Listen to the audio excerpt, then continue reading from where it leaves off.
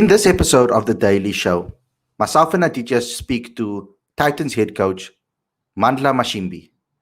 It was an excellent interview where we got some insight into his coaching philosophy and how his journey started as a coach and what his aims are for the Titans in the new season.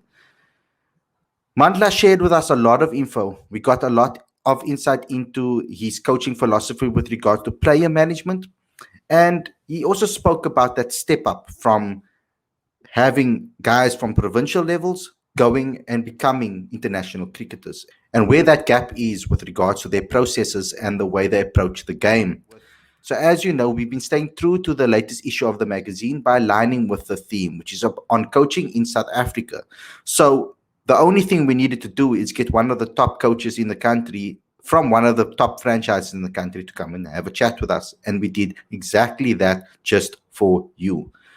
So, we're going to be introducing you to Mandla Mashimbyi and our interview with him. But before we get going, click the eye on the top right of the screen so that you can get the latest issue of the digital magazine. It's 100% free, straight to your inbox. All the back issues you'll have access to. Everything 100% free. So go ahead and subscribe right away. But also, what you need to do is subscribe to this channel so that you can get exclusive content and click that notification bell because you'll get notifications directly to your phone. So let's get straight into today's interview.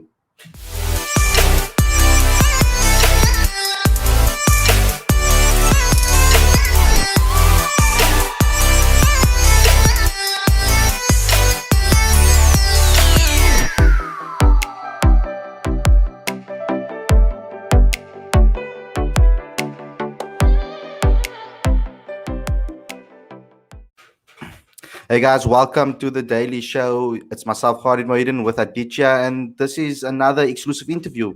And today we've got the Titans head coach Mandla Mashimbyi, and I'm really excited about this one because you have to get someone that is part of the massive group of the Titans. I mean, the Titans is one of the biggest franchises, one of the most successful franchises in the country currently, and it's only fitting that we speak to him because we haven't had him on the channel before. Very difficult man to get hold of.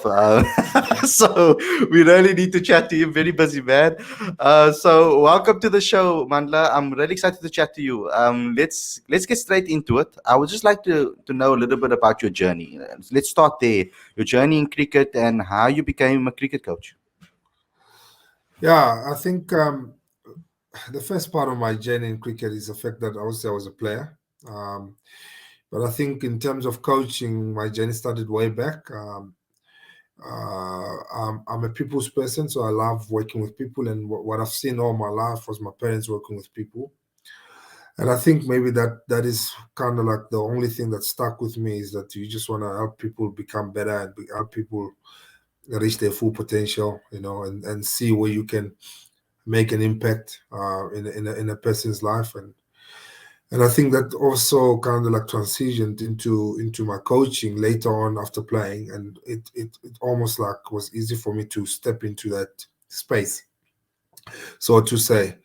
Yeah, stopped playing 2010, and I had to take the scenery route. I had to go to Limpopo, where I did almost everything. To be honest with you, I was a coaching manager there. I was head coach of the senior team. I was head coach of the under-19 team, head coach of the under-17 teams. Now you can understand.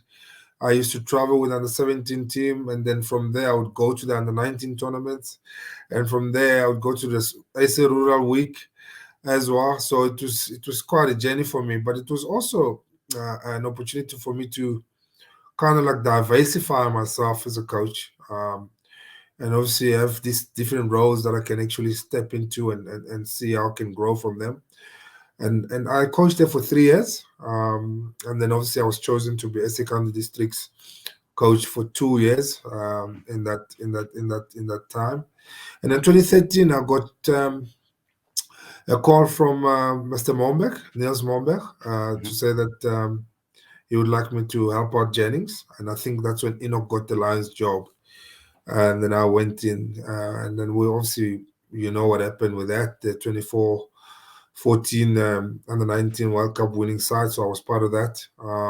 And then also at the same time, I got a call from Jacques Four saying that Sure. they want me to join in and become Rob Walters' assistant. And that's probably, from a professional point of view, that's when my journey started. And then I stayed with the Titans for 7 years. And yeah, now I'm head coach for almost 2 years. Wow, incredible.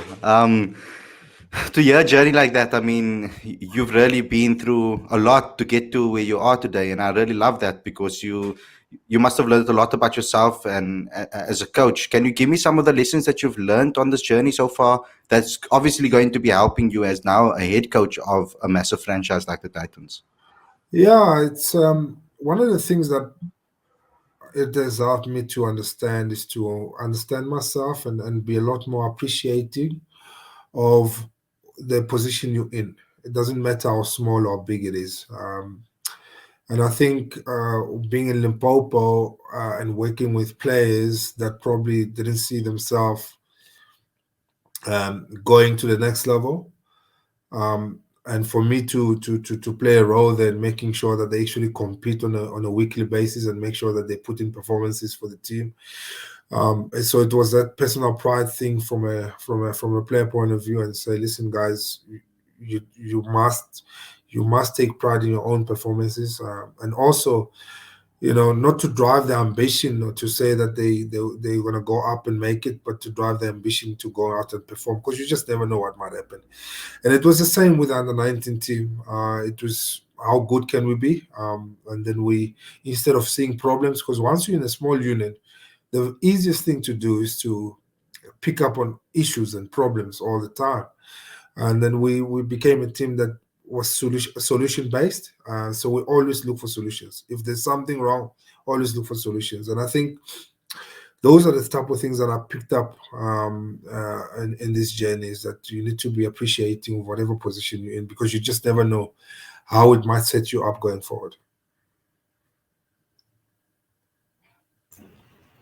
Welcome to the show, Mandla.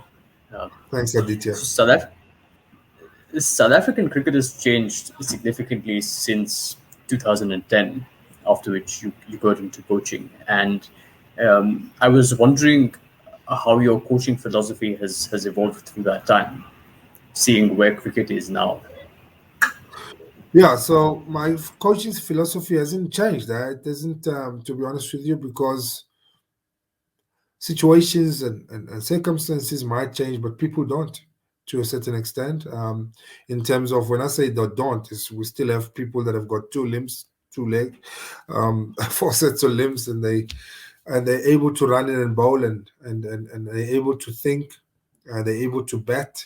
So my philosophy is to obviously look after the person first before the cricketer, and try and impact the person first before the cricketer, because I do believe that better people make better cricketers, and I think I strive to do that, given the opportunity. And you don't always get it right, but you must just keep pushing.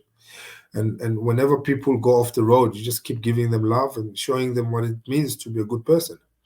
And hopefully one day, when you're not there, they'll realize what you're trying to do, or try to say, or try to instill in their lives. So my philosophy in those terms hasn't changed, because that's when you need better people, when situations become a lot more difficult and stuff like that as well.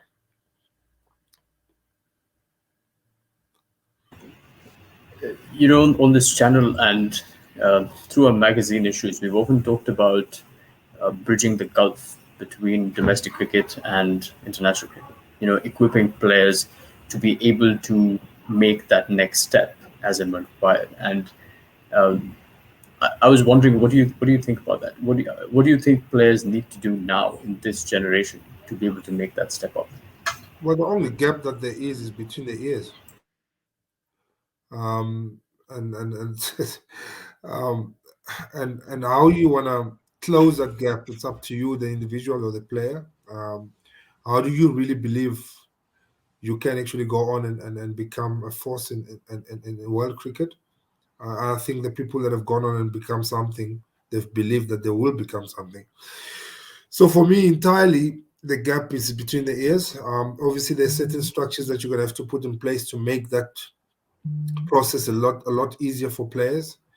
But ultimately, the bus stop with the player in terms of how they think of themselves, the self-talk, and what makes them, the drive that they need to actually get them to the next level. And I think if we can focus a lot more on that and stop the white noise in terms of the self-talk that happens within players when they obviously depend on what performances they put in for teams and stuff like that, and also selection and all those things. But I've seen people that were not recognized early in their careers and then go on and become something. So they've always believed, irrespective of what situation they found themselves in, they've always believed they were just waiting for an opportunity. And I think once we can bridge that gap from a mental point of view, I think a lot of things will be a lot easier for a lot of players and for them to achieve their goals. It ties in perfectly with my next question, Mandla, because you spoke a lot about how you focus on the individuals. And with regards to coaches, there are different types of coaches around the world that we know of. You get the more aggressive type of characters who are a lot harder on the players and expect them to get certain results that way. Obviously, you've worked with Ray Jennings, you worked with Mark Boucher, who have a very strong focus and disciplined mentality when they with their approach to coaching. We've seen some other coaches as well we can mention in the domestic scene, but I don't want to really drop names over here about it. But there are some coaches that are a lot more aggressive in their approach, and some are a lot more like laid back with their approach, with the way they coach. I want to ask you with regards to that, when player management is so important, obviously, to get the best out of a player. Not all players really react well to a more aggressive approach. They need an arm around them or someone to like nurture them. Have you now learned that about your game as a coach, and what is your approach with regards to that? Is it about finding a balance between knowing the player and the personality first and foremost? Yeah, I think that's very important, and I think it's a great question. And by all means, please, I've not figured everything out. As a coach, I think I'm still learning, and I'll keep on learning because I'll meet different individuals that come from different backgrounds every day of my life. Some things they might tell me earlier, some things they might keep in them for longer. I might find out after 3 years. So it's important that for me as a coach that I keep learning in terms of how to treat individuals in the team, in terms of the conversations that we have. And I remember we're doing a level 4 thing here, and then one coach asked that how to go about certain things within a team. And the one thing I said it's important for me as a coach also to open up.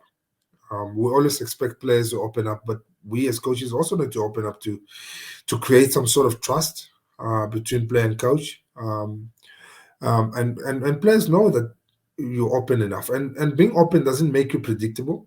Being open just makes the players feel like you do care, because you're willing to be vulnerable in front of them as much as you want them to be vulnerable in front of you. And I think it's something that I'm still learning in my career as well as a head coach. I mean, like I said, I'm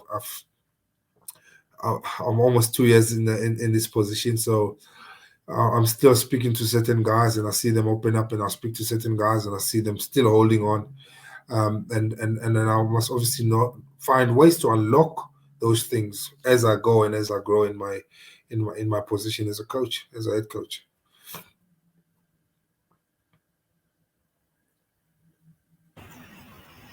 There was this famous story of Gary Kirsten when he had become coach of India. He came in after a tumultuous period where Greg Chappell had sort of not been the most popular coach, and Gary Kirsten went and asked Sachin, how do you want to be coached, essentially. So Sachin replied saying, just be my friend. And that to me was a key element in sort of player management, treating players as individuals and getting the best out of them for the team. And I was just wondering, how do you do that? Yeah, I remember players whenever you want to have the more aggressive approach. I'm not saying it's wrong. I think there's a time and space for it. I mean, I worked with Jennings. I think at the under 19 level, that's a perfect space for him to be the way he was with that age group. Um, at the same time, I feel like when you need to be a friend, I think you're a friend in terms of I care. I want to see you become better than what you are. I'm a friend in terms of I understand where you're coming from, what you say, what you think. I'm a friend because I make it easy for you to come to me and have a chat about anything. If you're having family problems, you can have a chat about me. I mean, there's so many things that I've experienced in my team the last few years that I don't think any other bosses in any other sphere experience. When guys come and actually open themselves up and they talk about certain things that they're going through at that time, you're like, yeah, I'm not qualified for this, but you gotta have to listen. And then you become a friend, you know. But at the same time, um, it, a friend is somebody that even if he tells you what you don't want to hear, you need to take it in, you know. And sometimes it gets to that point where player coach have those difficult conversations where it's not about what you want to hear. I'm gonna have the difficult conversation with you, and I want you to understand it's coming from a good place. It's not because I want to break you down or anything like that. And one of the points that I take out of all of that is the fact that players don't really remember what you say sometimes. They remember how you make them feel. Sure. So when they in the vulnerable space and they try and speak to you, how do you make them feel in that space? And then I think that's where it came from. And I think also Gary took a lot out of that answer from Tenduka to say, just be my friend. And Gary obviously then could have strategized in terms of what it means to be a friend to a guy like that, to get the best out of him. And then obviously that relationship, everybody knows what happened after that. They went on and lifted the trophy, you know. So yeah, it's quite a complex one, but I think you will get players that are not easily convinced in terms of them unlocking and being vulnerable in front of you, and then you do get players that open up easy, and it's all about managing all those emotions at the end of the day. Yeah, and if I look at your backroom staff and I look at a guy like Richard Das Neves and I look at the guy like Jeffrey Toyana, they've been known in the past for building those relationships with players. So to have them in your camp, and them being aligned to your philosophy, that must be exceptional to have that present with for you. Yeah, no, listen, I always believe that support staff doesn't necessarily have to be people that are like-minded. So you need people that are actually an extension of what you're not. um, and then that's how you also grow as an individual. You can also help them grow because they also have other things that they need to grow in as coaches as well. So, and I think Jeff and Matthew and Darcy bring a lot to this environment. And I mean, I'm just looking forward to seeing what we're going to produce together as a coaching unit, and helping these players really, really step up and be counted.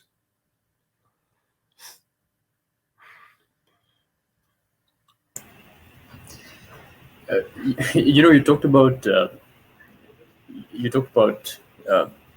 a player and how he thinks sort of mentally, about his game. And in South Africa, I think in recent years, there's been a lot of talk about how players approach spin, or how tours in the subcontinent are sort of perceived, to be the toughest challenge for the South African team. And I was wondering what your take is on that, given that you emphasize so much on self-talk and things like that.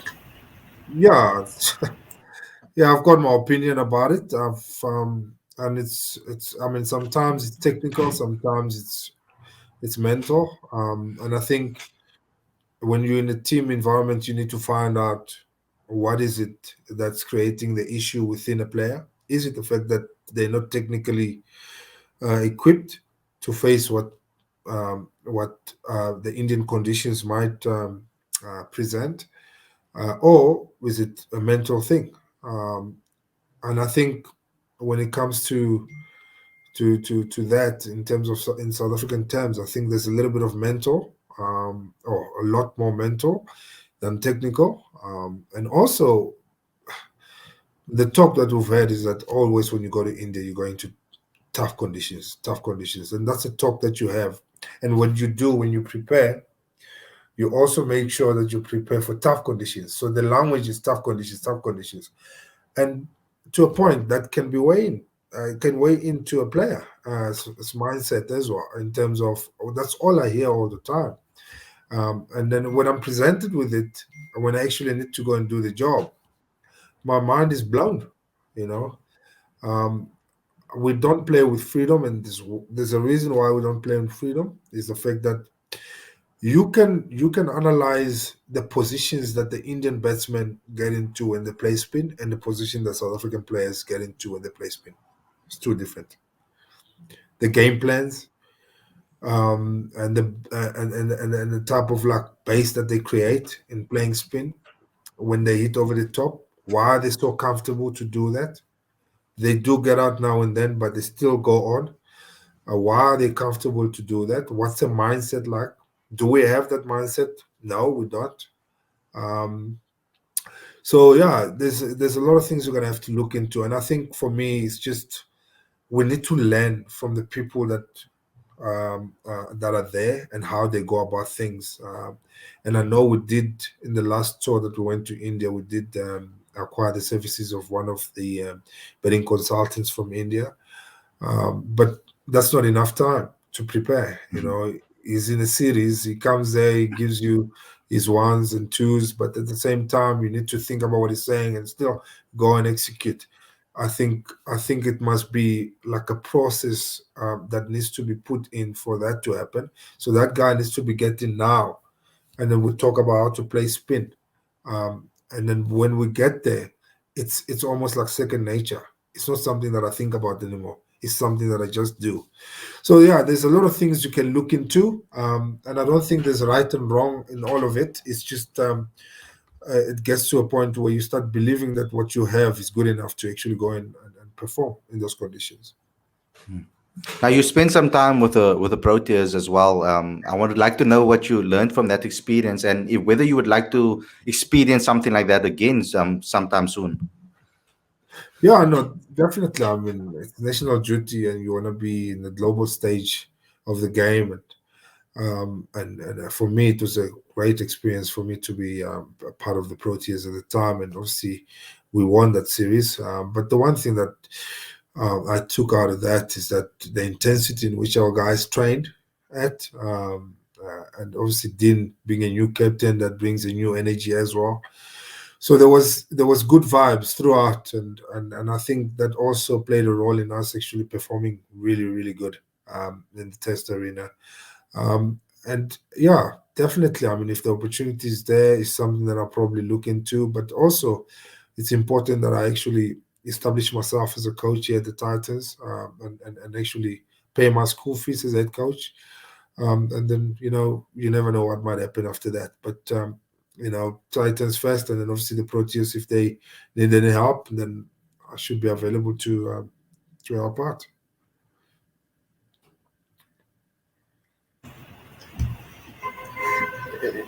I was thinking about the fact that oftentimes the national team goes in with a certain structure, a team composition, and then there are all these questions about gaps in the team, assuming a player gets injured. So, is there any coordination between the Titans and the national team, as opposed to how players are going to sort of fit in and then Graduate, be ready? yeah. No. I hear you. I think it's something that we definitely can be better at, in South Africa, in terms of planning, because you always ask questions as to when a guy, like for instance, David Miller decides to call it, who's coming after him? Who's our next best finisher in South Africa? So have we got plans in place? Dale Steyn, when he left, did we have plans in place? When Khalid left, did we have plans in place? Those type of things. I think we can be a lot better. I think we can plan a lot better when it comes to that. I think we need to identify every role and then actually identify players that can fill in those roles, and then obviously work with them. And that's the time where you get people who are from outside to come and work with these guys as well. And I know maybe money is a big thing as well, but I mean, if you identify the next fast bowler, let's get in an international fast bowler to come on. Not that our fast bowling coaches are not good enough. I think we've got one of the best. I mean, I worked with Langers, enjoyed working with him, but I also think a different voice also helps. And Langers is obviously occupied with South Africa at the moment, so that makes it tough for him to move up and down. You got Vinny, who's got the world of experience in bowling. He's coached internationally for a lot of years, but there's only so many, and that specializes in that as well. So those are the type of things that I think we can plan better. And I do know that there are plans in place that would look after those type of things in terms of our game in South Africa. But I think we can be a lot more deliberate in doing it. So if we identify opening batters, white ball, red ball, T20, middle order, finishers, bowlers, all-rounders, and then we really put in time. And those guys will be our next crop of players that will be coming through. As long as we see that they've got the ability that we need for them to actually go on and dominate, then we spend time with those guys. But I don't think we've been doing enough of that. I'm sure we can be a lot better. And it's something that in my structures I'm trying to introduce as well. So I don't want to just speak things. I must actually start doing things as well, so that I can help Cricket South Africa as well. Mm-hmm. Okay, Mandla, thanks a lot for coming on the show. I know you're quite busy and training has started and all of those type of things. So thanks a lot for coming on the show and giving us your time. I'm hoping that you come on the show again in the future, because we'd really love to talk to you again. I really enjoyed this interview and this conversation. To the guys out there, thanks a lot for tuning in. Don't forget to click that I, because that I is going to take you to a free download of all our magazines, 100% free, all back issues as well, straight to your inbox. So go ahead and subscribe to Cricket Fanatics magazine today. Thanks a lot for watching, everybody. Thanks, Aditya. Thanks, Mandla, for coming on the show. And we'll speak to you guys very, very soon. Take care, everybody. Thanks, Khalid. Thanks, man. Thanks, Mandla.